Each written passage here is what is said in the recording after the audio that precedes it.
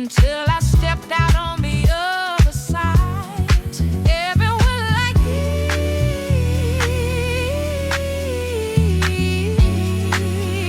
from this podcast queen. Stay strong, stay healthy, and know that you are loved.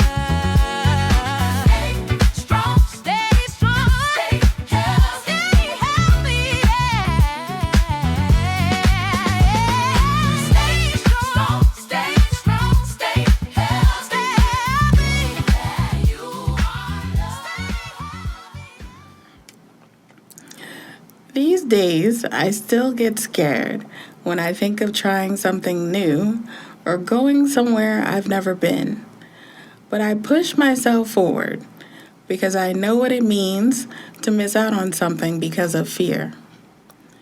When I was younger, people would ask me if I wanted to try something new to eat, and I would say I didn't like it, even though I'd never eaten it before. I assumed how it would taste from how it looked, and if it didn't look appetizing, then I passed. My mind thought maybe it would make me sick or I probably wouldn't miss much. But now, I know that I missed out on a lot. Trying something new or doing something different opens up my world, teaches me something I never would have learned otherwise, and gives me a bit more confidence to try something new again. That's especially important as I get older. Doing new things matters the most as you get older.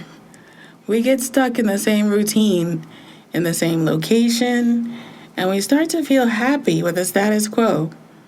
So much so that if someone disturbs us, we get upset, and we want them to leave us alone in our corner of the universe.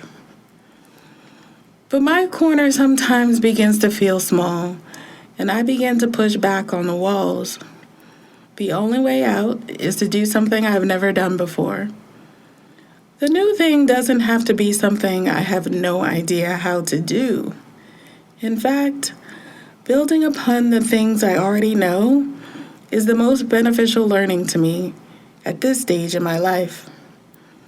Learning how to do things better or challenging myself in new ways, using knowledge I already have, offers me new levels of growth. Going deeper is better than simply expanding. And there's no depth too great. As I dive deeper, I also learn more about myself. One of the most important things that happens is that I begin to recognize my mistakes and my misjudgments. I've never really been good at reading people. I'm typically wrapped up in how others are assessing me.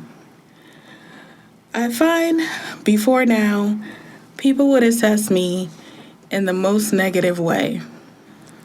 And I often wonder how so many people can form such strong opinions about me without ever really having a serious conversation with me. Now I reveal a lot about myself and my work, but before now, how did people decide that it was okay to treat me in a way that I didn't want to be treated?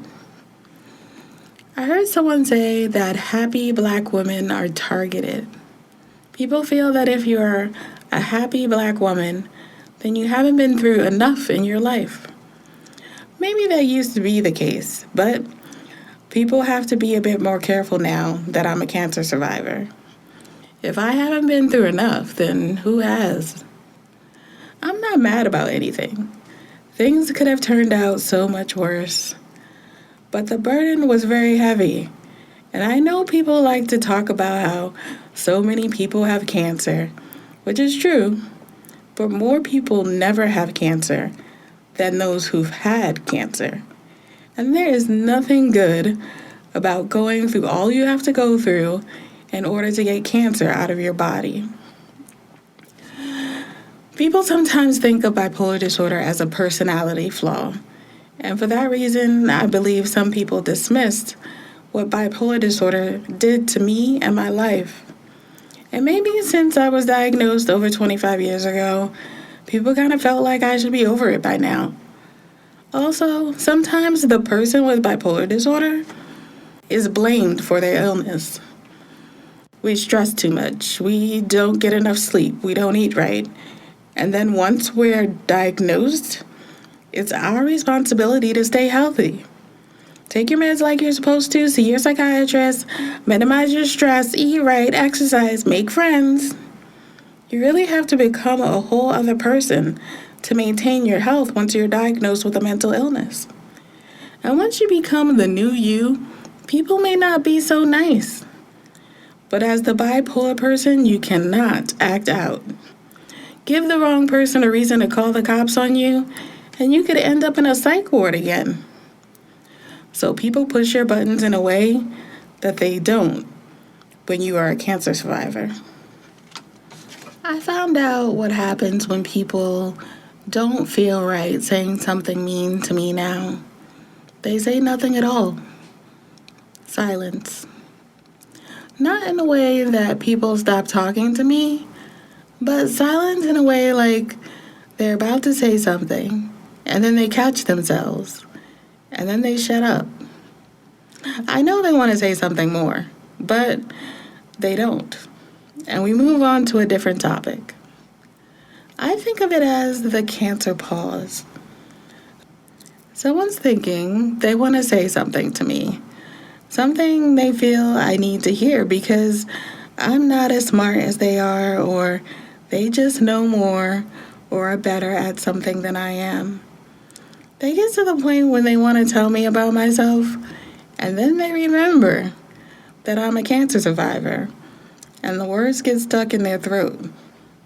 Do I really want to upset her? Suddenly they care. And then silence. It's a new thing for me, so I don't say anything to fill the air. I just know it struck them that I've been through something that many people don't survive. I've been through something they pray will never happen to them. I've been through something that can never be forgotten. And that means maybe, just maybe, they should give me some grace. Truthfully, I'm afraid of the future. Having survived thyroid and colon cancer means my future has changed. I will have to do things I've never done before in order to survive going forward. In order to thrive, I had to become a person who could live with bipolar disorder, who is a completely different person from who I was before I was diagnosed. In order to be a cancer survivor, I'll have to change again into a person living with bipolar disorder who also survived cancer. I can't make the same decisions I used to make. I can't interact with people the same way. I am forever changed, and so are the people around me.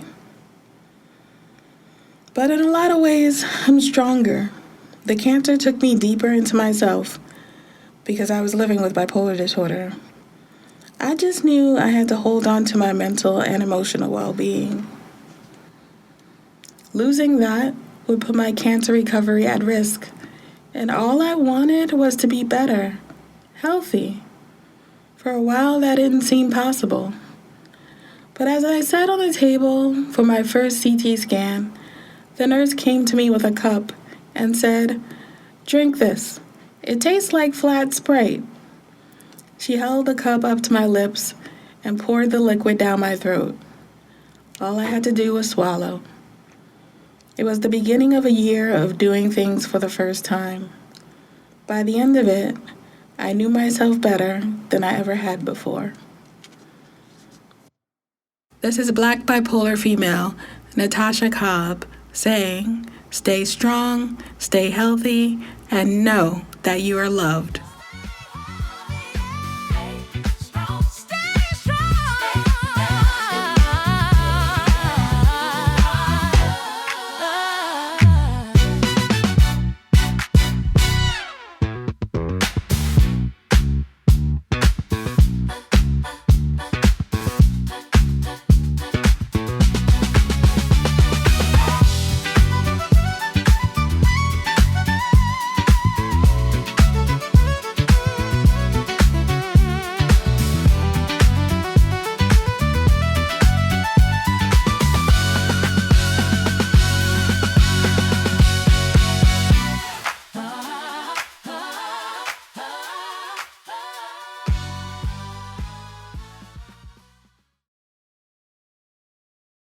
Did you know you can support this show by downloading and becoming a member of the Alive Podcast Network app?